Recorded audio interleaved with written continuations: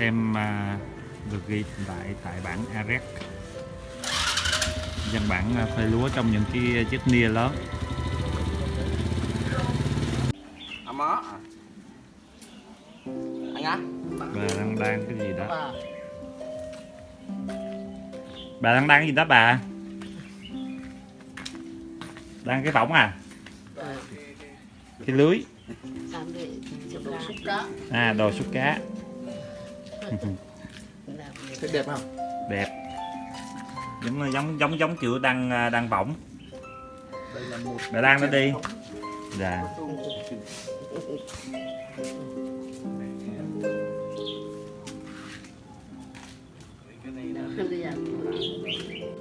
Dưới kia gọi là cái nia. Còn tên này là gọi là cái gì?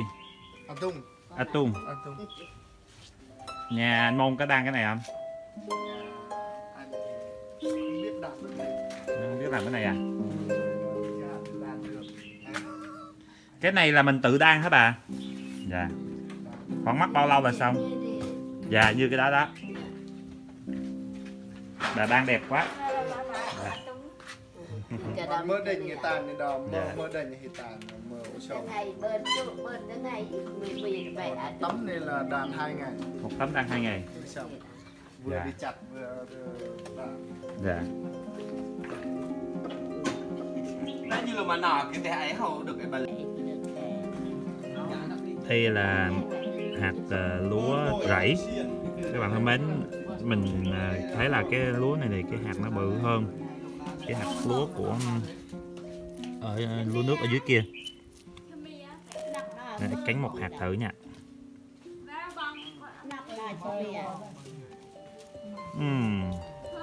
Hạt thơm, nhai thơm ngọt. Phơi đó để đan cái gì đó anh? Phơi mấy cái cây này để đan cái gì? Cũng đan mấy cái tấm này luôn. Nhưng mà sao cái dây em thấy mấy cái này ngắn quá mà. Sao đang đủ?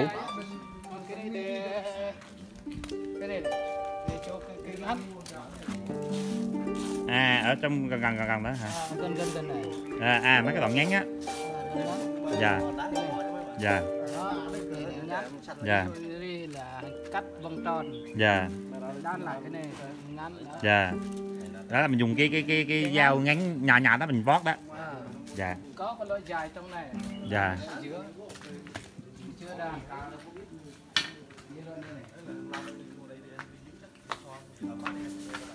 Dạ. À, đó.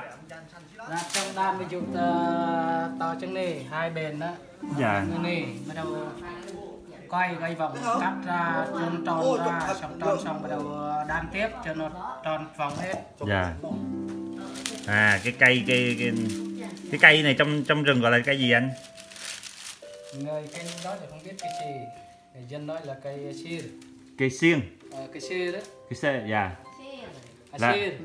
Xiên. Là không có mắt luôn. Cái mắt nó dài vậy đó. Có cây là có cái mắt, còn cái này là lựa chọn là không có cái mắt. Dạ. Không có cái mắt nữa. Đó. Hồi giờ anh thấy cái cây này mà dài nhất mà cái mắt nó dài nhất là khoảng mấy mét? Một sai. Cái xài ạ. Dạ. 2 cơ mà. Dạ. Vậy là cũng cỡ gần 2 mét. Trên 2 mét. Đó, như đi ví dụ như đó, đan xong còn anh chặt về xong mình phơi nó khô xong mình vuốt mỏng lại. vót mỏng, còn cái này chẻ ra phải dùng vót lại cái này. Dạ. Còn hai cạnh thì cũng vót luôn cho nó đều này. Ví dụ Dạ. có cái to như đi ấy.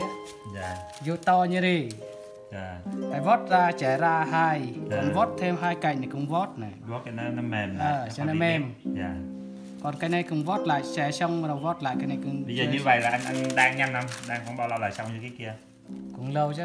Lâu. Chặt là 1 ngày, còn chẻ ra như đây là 1 ngày. Dạ. À. Thôi 3-4 ngày. Phơi ra cho nó khô 4-5 ngày. 3 ngày nữa. Dạ. Lâu. Bắt đầu cắt ra cho nó tròn. Tròn Dạ. bắt đầu đan cái này là khác này. Rồi mình lấy làm cái nẹp ở ngoài này. À. Cũng bằng cây đó luôn. Hay cây mây anh? Cái mây này. Cây mây à. Rồi anh quét bằng cái gì lên mà nó có cái màu đó? Màu. Anh quét cái màu gì lên để nó có cái phải quét để trên khói. Để không khói á. Cũng khói là đèn cho nó chắc hơn. Ví dụ để ở ngoài là hư nhanh. Dạ. Để trên khói là nó chắc hơn. Dạ. Rồi tới bây giờ cái mùa lúa là mình mang ra mình phơi. Rồi hết mùa lúa là mang lên để trên bếp nữa. Cho nó không khô luôn. Dạ. Hết mà lúa gặt xong rồi đầu phơi để trên khói nữa. Dạ. Bếp. Dạ. Nhà anh cắt khoảng bao nhiêu cái như thế này? Hơn 10 cái. Hơn 10 cái. Cho 10 cái rồi em thì 4 cái. Năm nay cắt lúa được mùa không anh? Được chứ. Được mấy bao, 2-3 bao lúa ruộng phải lúa rẫy em. Anh lúa ruộng à, phải lúa rẫy à? Không. Năm nay cũng làm lúa rẫy rồi bà trắng không làm. Dạ. Không có chỗ. Hết chỗ làm rồi. Còn lúa nó rẫy nó non có. Dạ. Sang năm mình là phát lại. Cái này 2 lần nữa. Đây là đan cho nên là có khi là nó không khói tốt ra này. Là đan một sợi, còn trên đây là 2 sợi. 2 sợi. Cái này một cái đoạn gần sắc ở phía sau là mình đan 1 sợi. Dạ, cho nó chắc hả? Cho nó chắc khói tốt ra đó. Dạ, khói tốt ra. Cái đây là 1 sợi, 2 sợi này. Em thấy rồi, ở giữa này 2 sợi này đẹp quá trời. Đẹp và chắc quá trời. Sang cái này mình dưới này. Đây. Mình sẽ dễ hơn cái này là 1 sợi. Dạ. Còn ở dưới này là 2 sợi hết. Phút này là một cạnh này. Đó là 2 sợi. Dạ. Cái phút này là 1 sợi. Còn khoanh này là 1 sợi. Dạ. Bên này là 2. Như là cái bên này là gần 2. 4 cạnh thôi, bên này là 1. Là 1. 4 cọc. Đẹp lắm, dạ, đẹp quá trời. Nhìn thấy 4 cạnh. Làm cái này kẹp lại. Đan xong là 2 cạnh này, anh xem. Nghe này nè. Dạ, thấy cạnh đó. Dạ, một cạnh này. Cạnh. Rồi cắt lại ra, cắt ra cho nó tròn. Cắt ra tròn là phải đan lại cái này. Dạ. Cái ô lô vòng vô rồi làm bóc, làm bắt cái dây mây này. Anh Lê tên gì? Dạ. Anh Lê tên gì? Tên Duyên. Tên Duyên. Dạ. Đẹp quá trời. Các bạn có thể thấy được những cái chậu cây của nhà Tên Duyên. Một cái vườn treo trên cây treo. Dễ thương.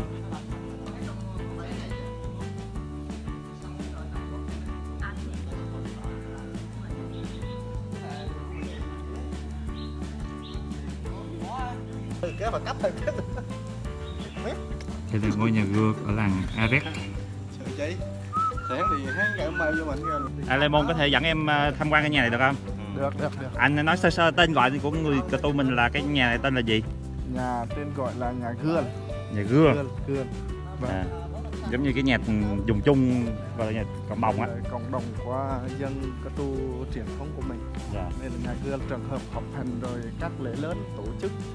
Dạ. Ví dụ mừng nhà mới, lúa mới cũng như họp hành. Gương của Cơ Tu mình. Thì cái nó có cầu thang thì cái cầu thang này là khoảng bao nhiêu bậc, nó có quy định rồi gì không anh? Nó có cái quy định chung gì không? Có, nên theo người gia làng là quy định là thường là phải 5 bậc mới gọi là dễ trúng mùa màng, với lại bắt được nhiều thành của, ví dụ như heo rừng đồ. Rồi ở trên nhà Gưa thì lợp bằng cái gì? Lợp bằng lá cọ. Anh xưa giờ có tham gia làm nhà Gưa này không? Có. Của cái làng anh đó hả? Dạ. Đây là một cái làng hồi xưa đi làm rất cực khổ, nói chung cũng nhờ sự đoàn kết giúp đỡ lẫn nhau, cho nên mới vác được anh em cỡ 20 người mới vác được cái cột này. Mới trở thành. Cỡ 20 người mới vác được cột. Vâng. Cho vô đã coi được anh. Được. Đây, anh dẫn em cho đây.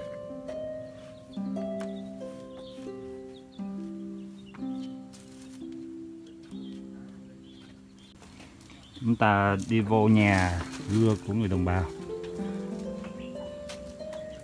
Thường thường thì cái nhà Gưa này thì họ trưng bày những cái vật dụng gì anh? Họ trưng bày đặc biệt là cái trống để mình ví dụ bắt được heo rừng rồi tung ra giá rồi là bắt đầu họ trưng bày nhiều. Và lại cái họ đàn xưa họ chưa có cái để lúa kìa. Dạ, cái bồ hả? Lại để đỡ lúa. Cái đó ở dưới kia gọi là cái bồ lúa. Trên này gọi là cái gì? Đây gọi là giá. Cái giá. Giá lúa. Dạ. Còn cái bếp này thì bếp cái gì này đặc biệt nếu không? như trong trường hợp mùa đông, ví dụ anh em bắt được heo rừng thì họ làm họ thui cho nên. Dạ, cả làng ở tập trung ở đây đó. Và mùa đông là hay hơn nữa cho nên. Dạ. Đây là cái bếp của nhà Gưa của người Cơ Tu tại thôn Arek. Bạn có thể thấy nó được cũng nằm trên mặt gỗ nhưng mà dùng đất để đắp quanh lại. Trong khu nhà Gưa thì còn có trống. Cái trống này tên là trống gì anh? Cái trống này là cái trống là họ làm cái da của con bò hay là con mang cũng được, hay là con nai cũng được, họ làm cái trống. Cái trống này thì tên gì? Mình nói Jagger. Jagger. Cái trống thì thường họ sử dụng trong cái dịp nào anh? Trống này cái dịp ví dụ như hồi xưa thì còn đám cưới là họ làm là cũng có nhờ, ví dụ như trong mùa màng lúa họ tổ chức họ cũng nhờ trống, chứ không phải trống này ví dụ như là mình đánh lung tung không được, phải có lễ mới đánh được. Dạ. Còn cái trống nhỏ phía sau kia thì cũng cùng tên đó luôn hả? Cũng tên.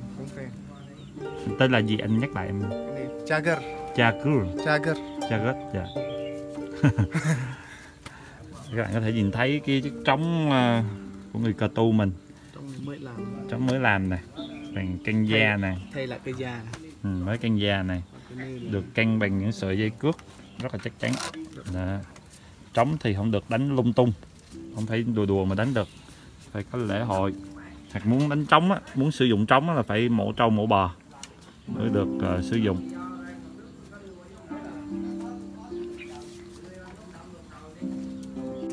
Giá lúa để lúa. Đây là cái giá để lúa nè, được để trên bếp trong nhà Gưa. Đó.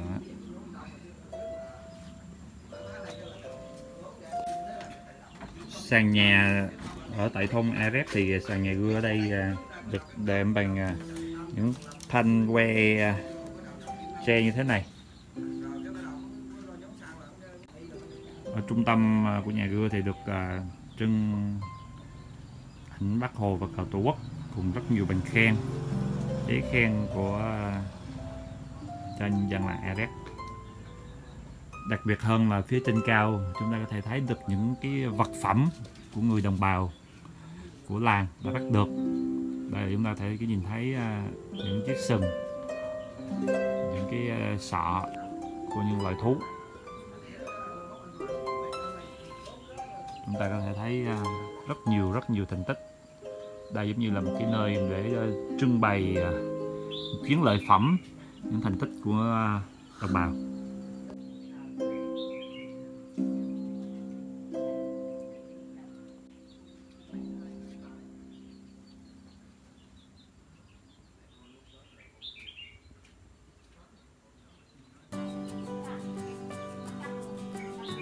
Các bạn có thể thấy những cái thanh gỗ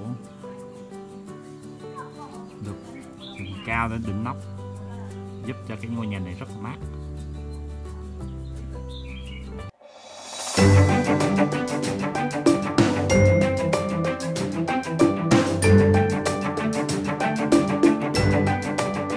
Các anh đang đóng đồ chuẩn bị lên đường.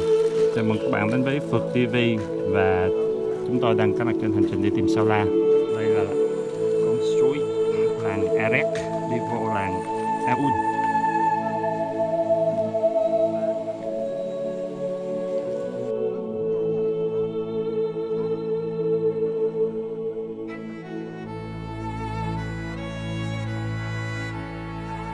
Bạn có thể thấy quang cảnh của dãy Trường Sơn khi trời mưa.